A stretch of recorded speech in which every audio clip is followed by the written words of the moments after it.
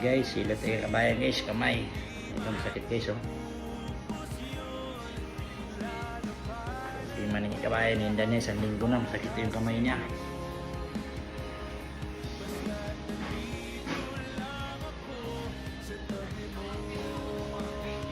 Nakaprivate, tingnan lang.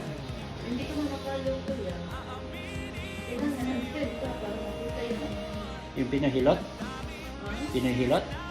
Opo.